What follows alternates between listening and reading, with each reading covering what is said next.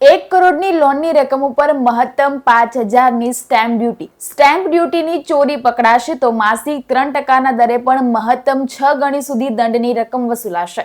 મુખ્યમંત્રી ભૂપેન્દ્ર પટેલનો મોટો નિર્ણય સામે આવ્યો છે.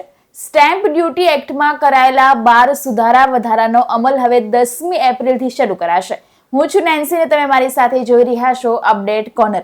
ગુજરાતના સરકારના મહેસૂલ વિભાગે ગુજરાત સ્ટેમ્પ અધિનિયમની ઘણી જોગવાઈઓમાં સુધારા વધારા કર્યા છે. આ સુધારાઓમાં પ્રજાલક્ષી દરોમાં ઘટાડો કરવા સાથે વહીવટી સરળતા અને સુગમતા વધારીને સ્ટેમ્પ ડ્યુટી એક્ટના અસરકારક અમલ માટેનો અભિગમ રાખવામાં આવ્યો છે. સ્ટેમ્પ ડ્યુટી એક્ટની આ સુધારેલી જોગવાઈઓ રાજ્યમાં 10મી એપ્રિલથી અમલ થશે.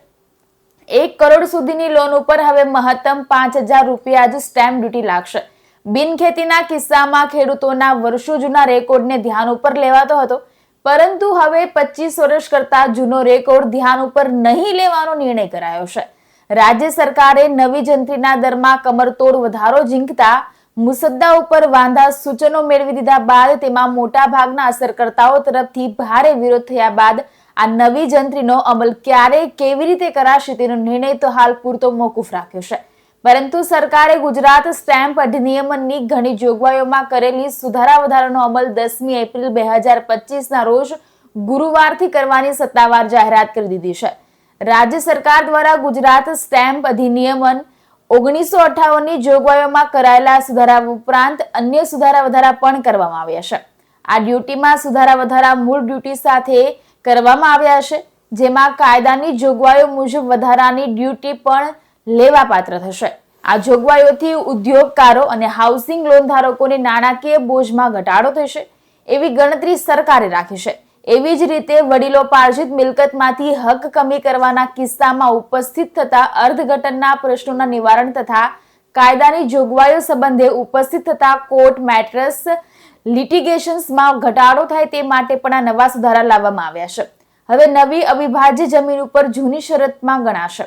મુખ્યમંત્રી ભૂપેન્દ્ર પટેલે કરેલા મહત્વપૂર્ણ નિર્ણયોની ભૂમિકા આપતા રાજ્ય સરકારના પ્રવક્તા મંત્રી ઋષિકેશ પટેલે જણાવ્યું હતું કે રાજ્યમાં ખેતીના હેતુ માટે ધારણ કરેલી નવી અવિભાજ્ય અને પ્રતિબંધિત સત્તા પ્રકારની જમીનમાં વેચાણ, તબદીલી તથા હેતુફેર શરતફેરના કિસ્સાઓમાં સંબંધિત કલેક્ટર કે યથાપ્રસંગ સરકારની નક્કી કરેલી શરતોને આધીન પૂર્વ મંજૂરી લેવાની પ્રથા હાલ અમલમાં છે. ઉપરાંત આવી જમીનો શરતફેર કરવાના સમયે ખેડૂતોને જરૂરી પ્રીમિયમ પણ ભરવાનું રહેશે. મુખ્યમંત્રીએ આવા કેસોમાં સરળીકરણ કરવાના હેતુથી મહત્વપૂર્ણ અને ક્રાંતિકારી નિર્ણયો કર્યા છે. એ અનુસાર રાજ્યની મહાનગરપાલિકાઓ, શહેરી સત્તા મંડળના વિસ્તારો તથા ભાવનગર, જામનગર અને જુનાગઢ વિસ્તાર વિકાસ મંડળ સિવાય રાજ્યમાં સમગ્ર વિસ્તારની નવી અવિભાજ્ય અને પ્રતિબંધિત સત્તા પ્રકારની જમીનો હવેથી જૂની શરતની ગણાશે.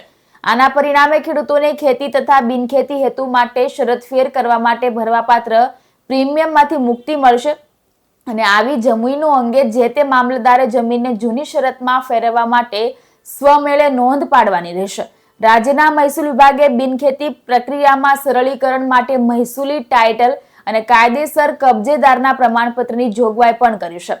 મહેસૂલી ટાઇટલ અને કાયદેસર કબજેદારનું પ્રમાણપત્ર આપવાની વ્યવસ્થા કેવી રહેશે? તો કે સંબંધિત કલેક્ટરને અરજી કર્યાની તારીખથી 30 દિવસમાં નિર્ણય કરવાની જોગવાઈ કરવામાં આવી છે.